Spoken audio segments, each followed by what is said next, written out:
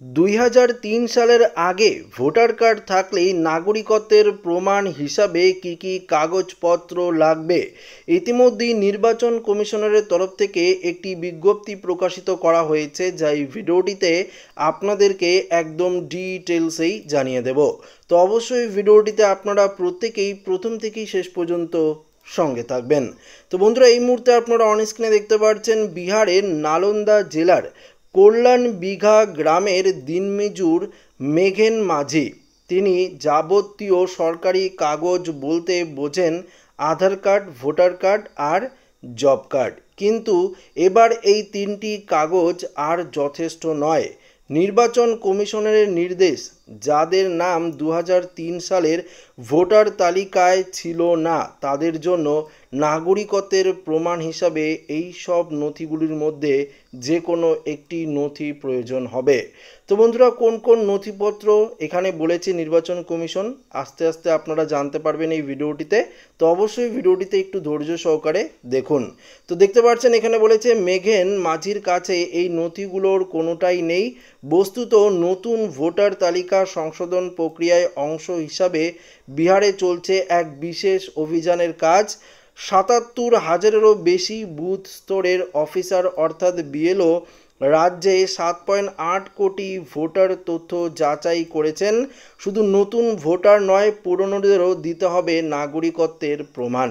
এখানে পরিষ্কার বলেছে তাৎপর্যপূর্ণভাবে কল্যাণ বিঘা মুখ্যমন্ত্রী নীতিশ কুমারের নিজের গ্রাম।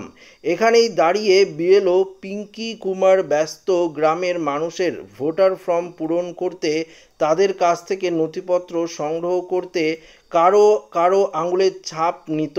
কিন্তু তিনি বলেছেন 2003 সালের তালিকায় বেশিরভাগেরই নাম আছে, কিন্তু 5 থেকে 7% মানুষের কিন্তু নাম নেই।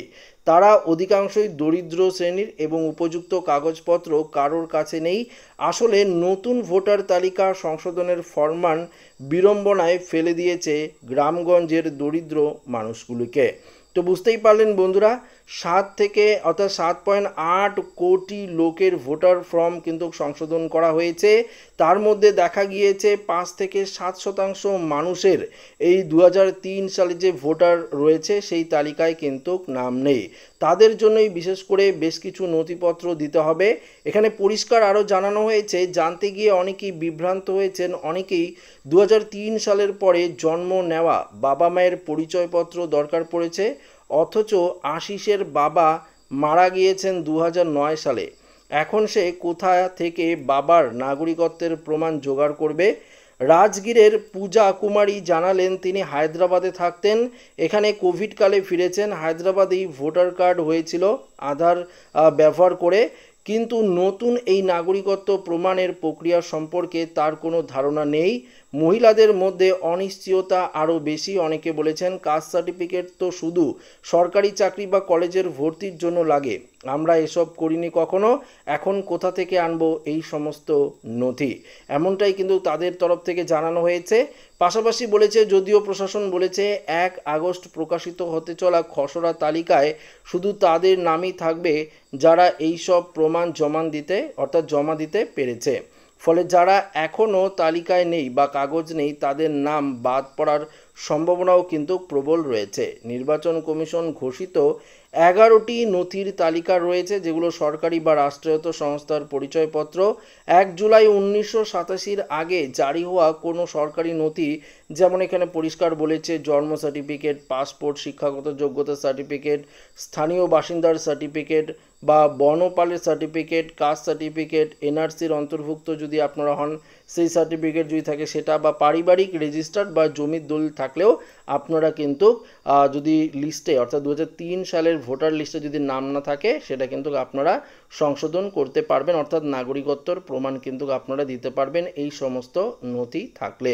তবে নির্বাচন কমিশনারের তরফ থেকে আরও গুরুত্বপূর্ণ আপডেট উঠে আসছে একের পর এক, যেখানে বলা হয়েছে অনেকেই এই নাগরিকত্বের প্রমাণ হিসেবে এই সমস্ত কাগজপত্র জমা দিতে পারছে না।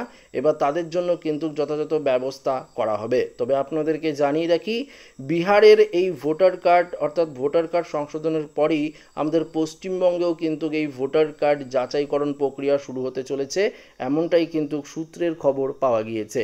তো আশা রাখবো ভিডিওটি প্রত্যেকের ভালো লেগেছে। ভিডিওটি ভালো লাগলে লাইক করবেন, বন্ধুদের সাথে শেয়ার করবেন, নতুন হয়ে থাকলে চ্যানেলটিকে সাবস্ক্রাইব করে নেবেন। ধন্যবাদ।